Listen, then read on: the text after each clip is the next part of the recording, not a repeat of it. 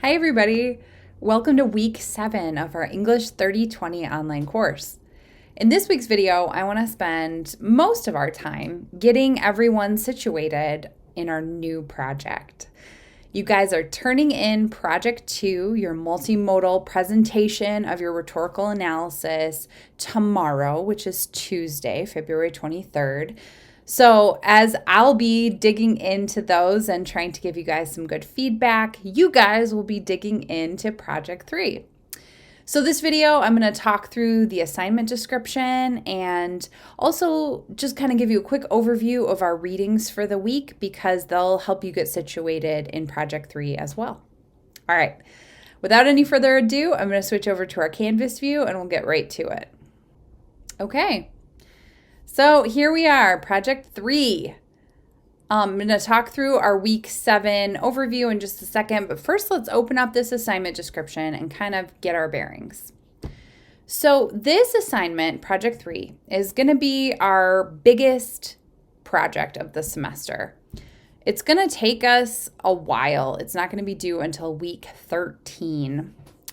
And it's got a lot of components to it. Basically, what we're doing is we're going to be conducting a very brief ethnographic study of St. Vincent Sarah Fisher. Now, for most of you, what that's going to mean is that you're going to be doing an ethnographic study. An ethnography is a type of study wherein the researcher is also a participant observer. So you are absolutely participating in St. Vincent Sarah Fisher's life and work. And so what we're going to be doing is translating your experiences into concrete research methods and research writing. So basically, when we think of ethnography, it's a method that was born in the social sciences. Oftentimes we call ethnographic observation field work because we're actually going into a field site. Now, it could be a literal field or like a metaphorical one.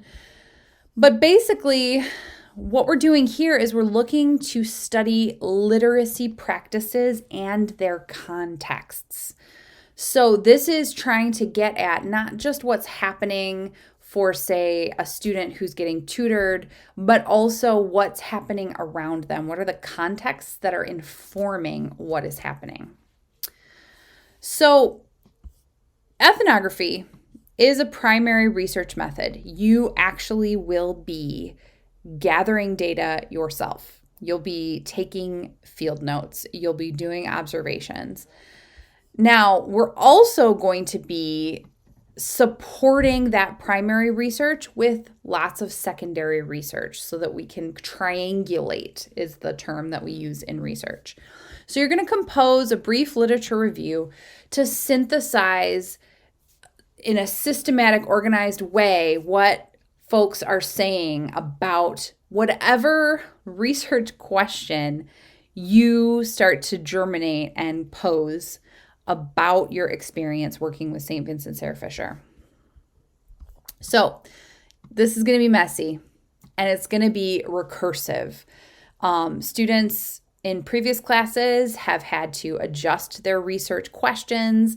They've had to adjust their methodologies because when we're working with an actual research site and other humans, nothing is predictable, right? Nothing is very sterile because it's human beings. So there's going to be gathering of primary data, collection of secondary sources, analysis, organization, pulling it all together, and it's going to be iterative as we go through the process. So just get ready to roll up your sleeves and dive in. Just go with it. In the end, what we're going to be doing is putting together 8 to 10 credible sources in your literature review, which should be about 4 to 5 pages long. But we are going to be creating an ethnographic paper that fairly closely follows the MRAD structure. So there'll be an introduction, you'll describe your methods, you'll talk about your results, there'll be some analysis and discussion, there's the literature review. So basically, the literature review is not asking for you to bring any critique. You're just pulling together the literature around whatever issue arises for you out of your observations, which is kind of the exciting part, I think. And then in the end, after all is said and done, you will be, I don't know, probably about 10 pages, I would say, into a ethnographic research paper, a digital ethnography, if you will. Okay, let me show you an overview. Maybe this will help us conceptualize. Okay, so here we are, week 7. We're starting this ethnography.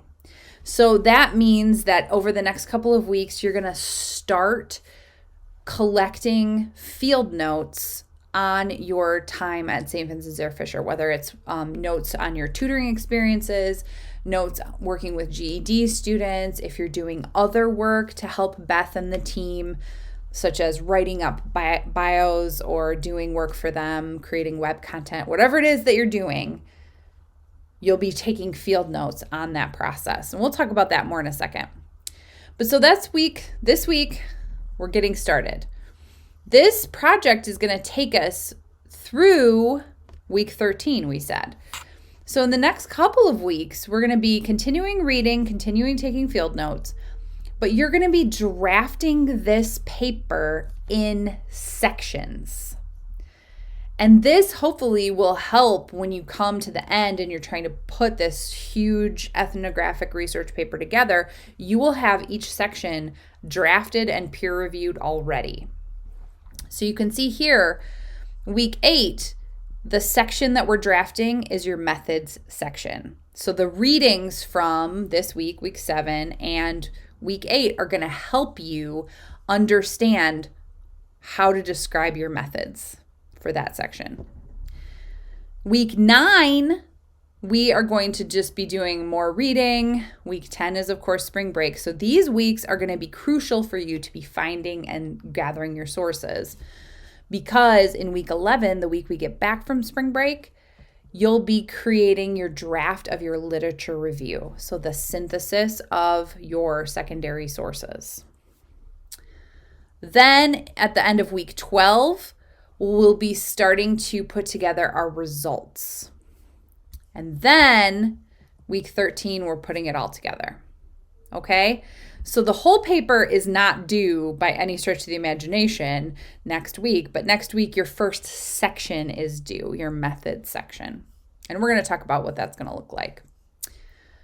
But so for this week, you've got 1, 2, 3, 4. They're not long readings, but each one of these is going to help you understand aspects of ethnography as a research method.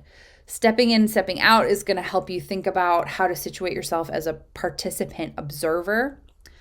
On ethnography is a great overview to, like we were talking about, how ethnography can be used to research literacy practices and their contexts.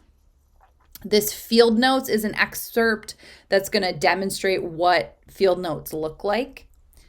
And then this Dick Soyinka and Coffee piece is going to talk about what a multimodal ethnography is. And what we will come to learn is that it's an ethnography using digital technologies to help us gather, record, and analyze our data. Okay, so for this week, you'll be watching your week 7 instructor video, which you're already doing, Air 5. You'll be reading all kinds of things, but mainly the readings that we just gave an overview for, as well as your Project 3 assignment description. And this week for writing, Reflection Journal 7, your first field notes, and reading discussion 6. So that'll get spread out across the week, vaguely like this. You want to try to watch your video and get started on things by Wednesday. Do the bulk of your reading by Friday so that you can start your reading discussion with plenty of time to respond to your classmates by Sunday. And Make sure that you're starting to take your field notes whenever that falls for you, whenever you end up having your tutoring sessions. I'm not requiring you to turn in your field notes week by week, but I'm telling you, you should get started on them because you want to have a robust set of notes when you sit down to start thinking about your results. Okay. I think that that's all I have for you. I'm going to come out to our full view and we'll close out this video. Alrighty. Well, of course, let me know if you have any questions about the Project 3 assignment description, and don't hesitate to contact myself or Kat with any questions, big or small, in regards to the class. Especially if you haven't had a chance yet to check out Kat's post for Mental Health Week that she posted last week. Definitely check it out. She's got lots of cool resources, and I thought a fairly hilarious cartoon posted in there reminding everyone to drink your water as a part of your self-care. I just chuckle thinking about it. Check it out if you haven't seen it already. Anywho, just know that we're here for you guys. We are incredibly proud of you. You guys are working really hard, and we're heading into maybe the tough part of the semester where we're like starting to hit the wall. It's midterm time. Keep going. You've got this.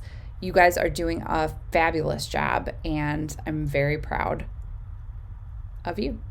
Okay. That was an awkward pause.